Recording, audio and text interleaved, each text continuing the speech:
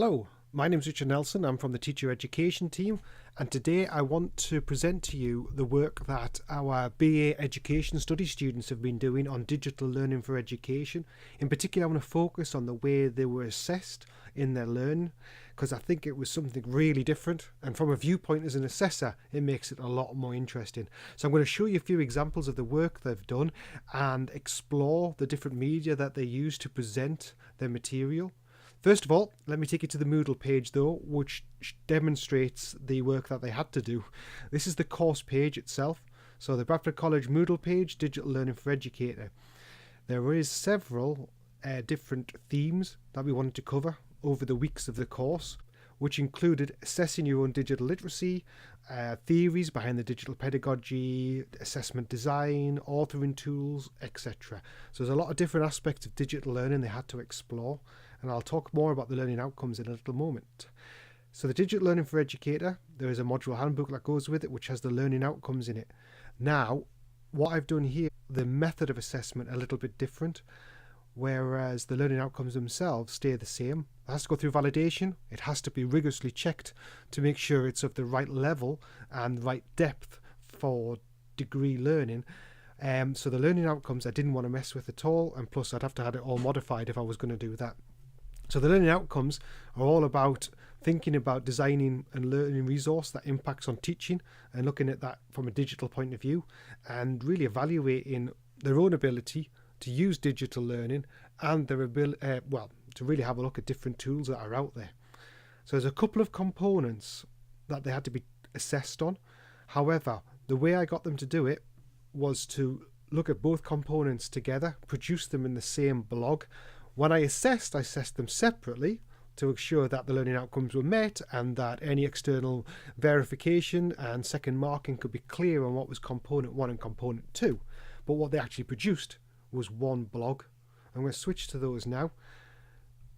So some examples of the blogs. Now, as I'm approaching this as an assessor, it's fantastic because here you've got something a little bit different from each learner. So this learner here in particular has got some text and some videos from YouTube to support what they're talking about with the references there. Another learner has got a completely different design, talking about digital literacy somewhere different, just with a bit of text and explaining where they are as a person. This different design again adds a bit more interest to the assessment. So no longer am I reading one essay after another essay that look very similar. What else have we got here? Oh, look, someone else has done it in a different style, again with images. We'll have a look at the different components in a moment when we look. So if we pick this one in particular and have a look at what they've done in the different parts of the blog, they had to talk about their own digital literacy skills. So they've done that also by defining what digital literacy is all about and linking that to research. Then they've also gone in to look at theories behind digital pedagogy. So what we looked at there was science for learning, different aspects of science that could influence learning and also digital education. So we picked a few biggies like computer science, cognitive science and neuroscience for them to look at, and the students looked into that, compared and contrast. But here we go straight away. This learner here has added more via a YouTube video to explore and show examples that there are different theories out there. If we look at another one now, wow, oh, that's related. There we go. So again, navigation is probably the hardest bit because everyone's got a different navigation experience on the different blogs, but you can work your way around quite easily. So this person here has talked about the different styles, looking at very textual, and this person here has gone for 3 schools of thought on digital learning design, and again looked at the different aspects that are out there. So it can be reverted to an essay style if they want, and I was throughout ensuring that their quality of their writing was still at the right academic level. Did make allowances for some colloquial terms with it being a blog, but they should be spelt correctly, proofread, the grammar needs to be there, and obviously the referencing. So here we've got video making tools and techniques. So this student here looked into how to make videos and how that affects educational videos. If we look at another one, what I did for them within the session was get them to video me doing a guest speaking slot using different techniques and having a look at how the different quality of video can affect and educational resource content. Let's have a little play.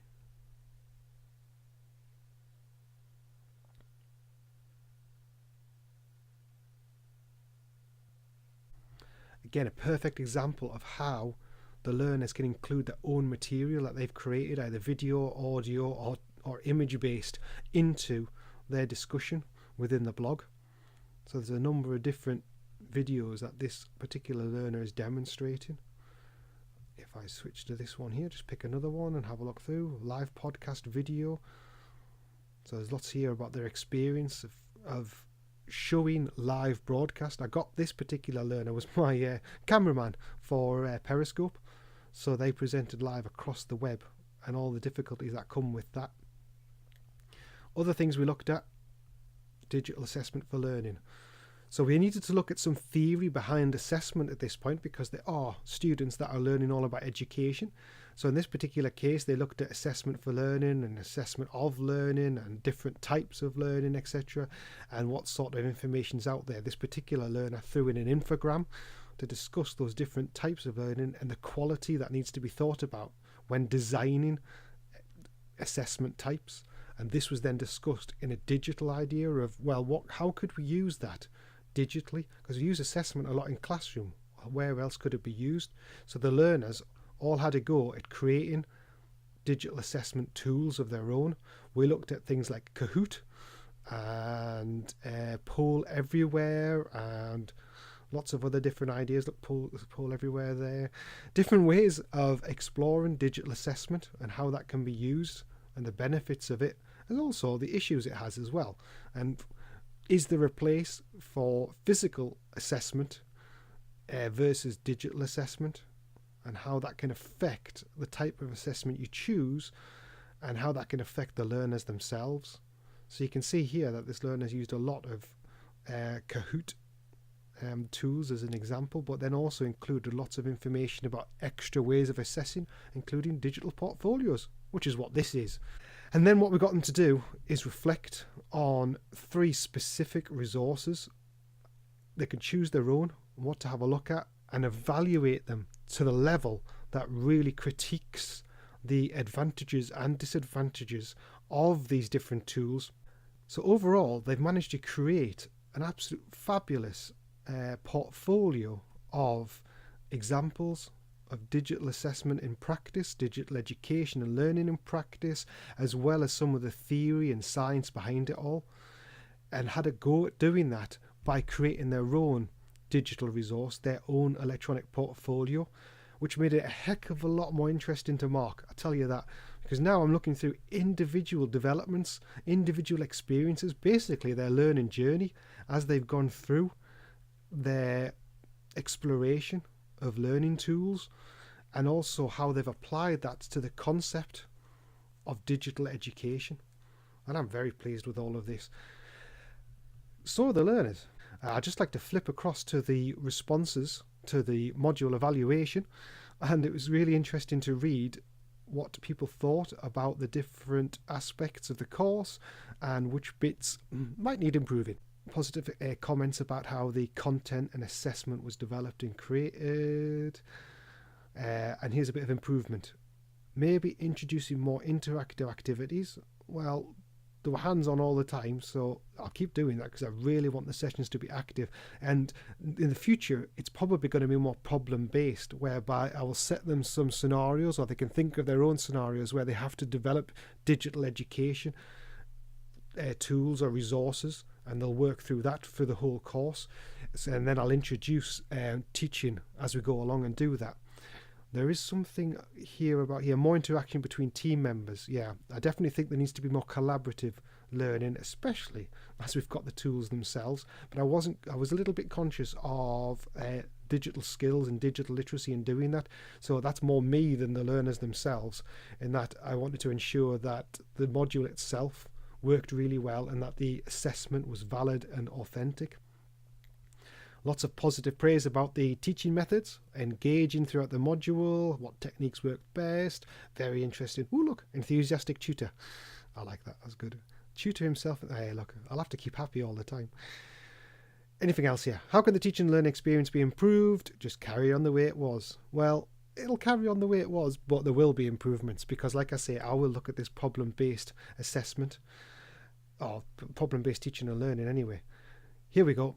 This is the interesting bit, the assessment strategy, because that's what I in particular developed using these blogs, and it was something they'd done before. They had done blogs before for one module, more of a reflective practice, but this was suggesting all the focus for assessment was going to be on the blogs. So they really had to think about the detail that they put in it, the level, and how much of their own words as well as research from the internet and videos, etc. So what did they come back with? This is the students themselves telling me what they thought. They said assessment was more fun as you had to create digital resources alongside a critique. Boom. That's what I was hoping for. That's good. Definitely appropriate for this model. Wow. The blog allowed us to reflect on what we'd learned and made the learning more meaningful. Well, you couldn't get any bigger praise than that. So I'm really happy with the way that's come about. Really interactive, someone else says down here. A change in the learning style that is delivered compared to other lectures. Oops. Yeah, okay. Well, as always, I'm always trying to engage learners in lots of different ways. So we'll see how the other lecturers feel about that and whether it's something that they could pick up and take on. Last one here. I like the assessment because every activity and lesson included an assessment.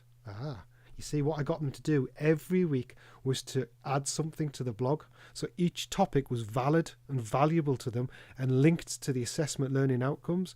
So then they felt like writing the blog post was part of the assessment, which it was. And also they learned something. They were able to demonstrate their knowledge and also research more to develop that learning further. So that was really good. Oh, look at that. How could assessment in this module be improved? Stick to creating digital resources, and I don't think it can. So that's the module evaluation to show that the learners thought about that.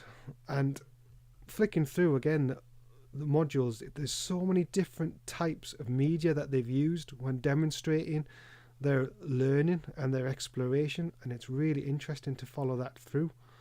So here we've got social media. They're using their own images of their own investigations within the groups to show what they found out about social media.